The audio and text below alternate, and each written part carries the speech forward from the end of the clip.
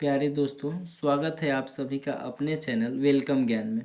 दोस्तों, आज मैं 10th क्लास मैथ चैप्टर 1 जिसका नाम वास्तविक संख्याएं हैं, इसके महत्वपूर्ण ऑब्जेक्टिव क्वेश्चन को कराने वाला हूं।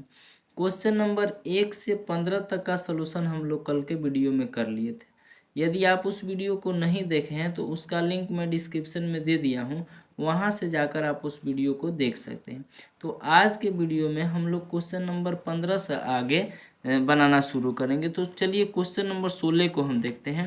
कह रहा है कि 0 और 50 के बीच विषम संख्याओं की संख्या है।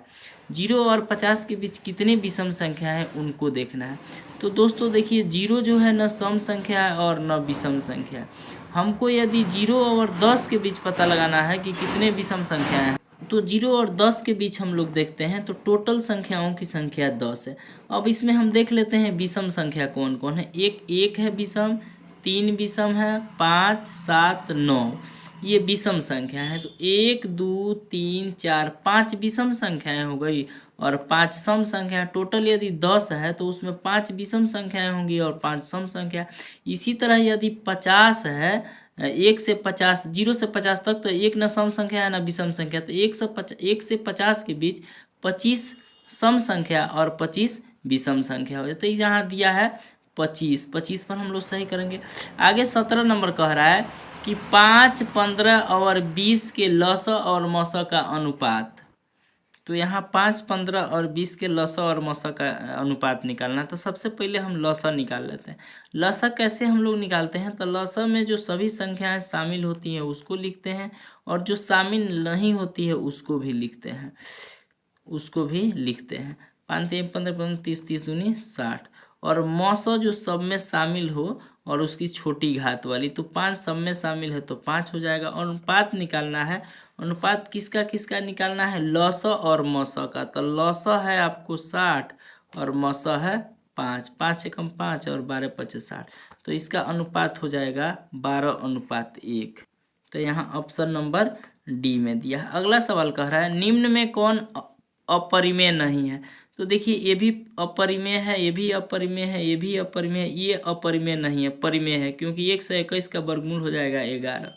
आगे कह रहा है कि दो संख्याओं a और 18 का लसा 36 तथा मसा 2 है, तो a का मान ज्ञात कीजिए। यहाँ हम देखेंगे दो संख्याओं का गुणनफल बराबर होता है लसा गुने मसा। तो a गुने 18, इसका लसा दे रखा है, 36 और मसा दे रखा है 2।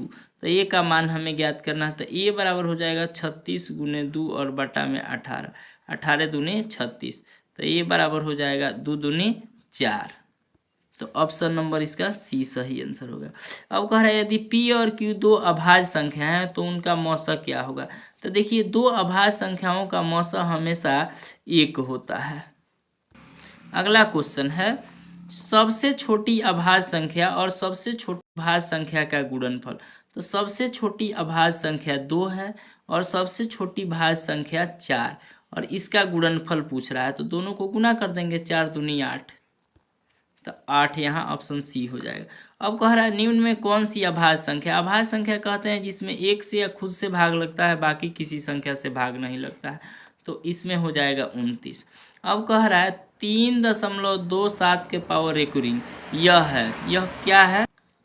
एक पूर्णांक, एक अपरिमेय, एक प्राकृत और एक अपरिमेय। तो ये है एक परिमेय संख्या। अगला क्वेश्चन है किसी पूर्णांक m के लिए सम संख्या का रूप है। तो देखिए, सम संख्याएं जो होती है 2m के रूप की होती है। अगला क्वेश्चन है निम्न में कौन सा अपरिमेय नहीं है अर्थात परिमेय है? तो 64 का वर्गमूल हो जाएगा आपको 8 और 81 का 9। तो ये देखिए, ये अपरिमेय नहीं है, ये परिमेय है। नेक्स्ट देखते हैं निम्नलिखित में किसका दशमलव प्रसार शांत है?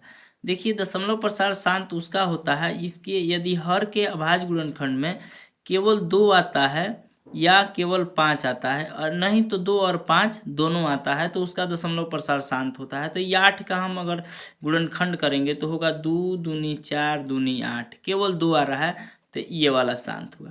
आगे कह रहा है 6/15 का दशमलव प्रसार है।